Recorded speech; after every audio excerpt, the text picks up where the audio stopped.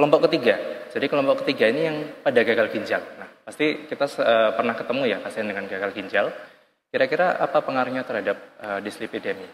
Nah, jadi yang harus diketahui bahwa gagal ginjal sendiri itu meningkatkan resiko untuk terjadinya kardiovaskuler di samping dengan kejadian dislipideminya.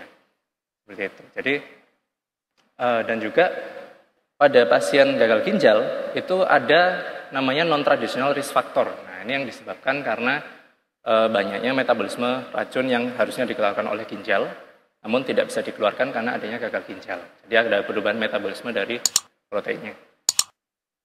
Dan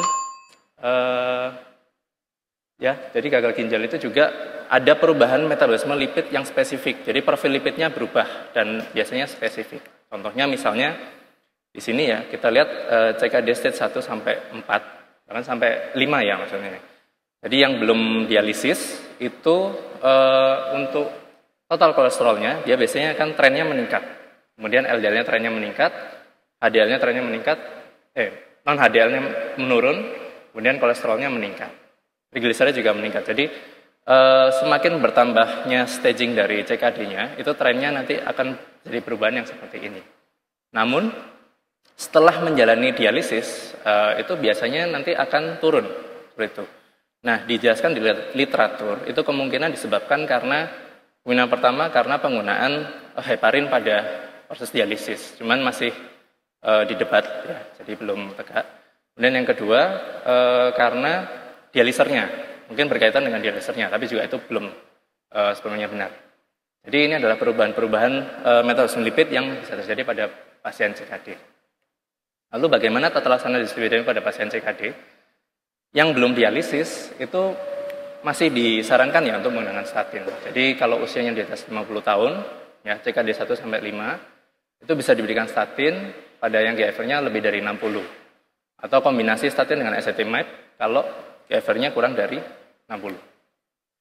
Nah, kemudian CKD yang usia muda, ya 18 sampai 29 tahun, ya itu juga bisa diberikan statin, ya, terutama untuk menurunkan resiko kardiovaskular, karena CKD tadi sudah berkaitan dengan kardiovaskular. Tapi pada yang menjalani yang menjalani dialisis, jadi yang menjalani dialisis itu ternyata tidak disarankan diberikan statin, kecuali sudah diberikan statin sebelumnya, itu bisa diteruskan, ya. Tapi kalau misalnya sudah terdiagnosis CKD dan sudah menjalani hemodialisis, baru mau diberikan statin, itu rekomendasi dari Kardiko, ya, atau SSH itu tidak disarankan. Ini kesimpulannya didapat lewat studi Aurora dan PADI. Di kebanyakan tidak memiliki benefit seperti itu. Nah, kelompok keempat ya, pada ODHA, orang dengan HIV/AIDS. Apa kaitannya HIV dengan dislipidemi? Ya, ternyata ada kaitannya. Jadi kita tahu bahwa pasien HIV/AIDS yang mendapatkan ARV itu akan perpanjang masa hidupnya. Nah, perpanjangan masa hidup ini maka kita harus memikirkan resiko penyakit bukan lagi infeksi oportunistik, tapi resiko untuk yang menyebabkan penyakit metabolik yang bisa mengakibatkan penyakit CVD. Dan juga ternyata penggunaan obat ARV ya, itu dikaitkan dengan adanya lipodistrofi dan perubahan dari metabolisme lipid, terutama yang protease inhibitor. Ya, jadi ini saya ketemu suatu guideline ya dari National Lipid Association itu bahwa pasien HIV ya yang baru terdiagnosis sebaiknya yang pertama adalah kita akses untuk resiko kardiovaskularnya, ya. Jadi kita ingin pasien pasien HIV bisa hidup sepanjang-panjangnya dengan ARV, namun kalau kita nggak akses untuk kardiovaskular risk percuma. Jadi kita juga harus akses itu. Kemudian di konseling ya untuk gaya hidup sehat dan juga, nah ini yang masih jarang dilakukan, jadi memperoleh lipid profilnya seperti itu. Dan pada pasien HIV penggunaan statin dan virbat ini masih memiliki benefit. Ya, cuman pada pasien HIV ternyata penurunan LDL-nya itu dibandingkan populasi umum itu masih sedikit kalah seperti itu. Dan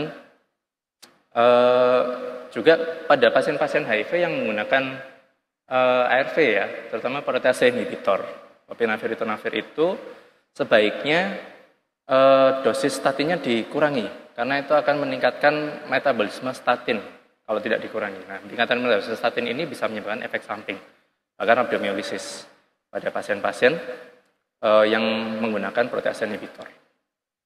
Nah, kemudian penggunaan fibrat ya itu memiliki benefit.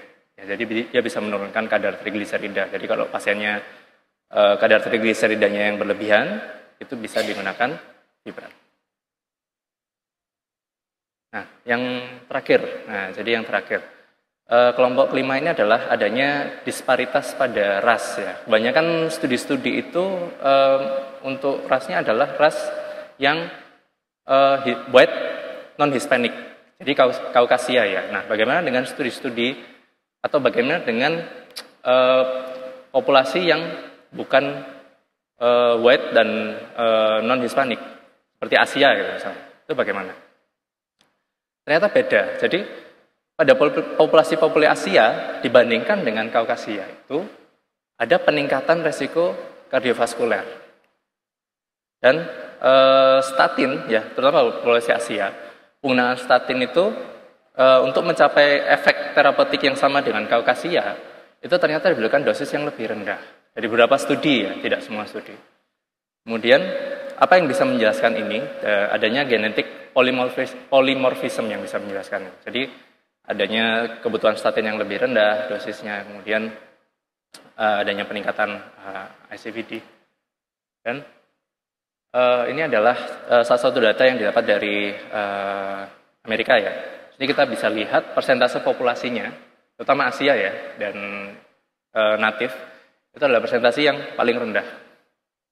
Namun kalau kita lihat yang paling kanan, resiko ICVD-nya itu malah meningkat semua. Jadi populasi dengan ras ini, ya baik Hispanik, African American, ya ras kulit hitam, kemudian Asia dan ras natif itu, ternyata resiko ICVD-nya lebih tinggi jika dibandingkan dengan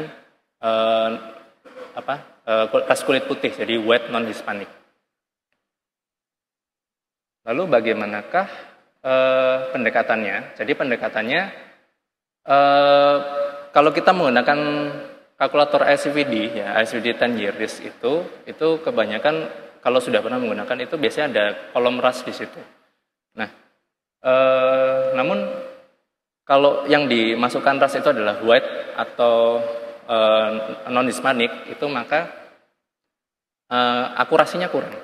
Sehingga di UK, di Britain itu ya, itu dia mengeluarkan risk kalkulator sendiri, namanya QRIS.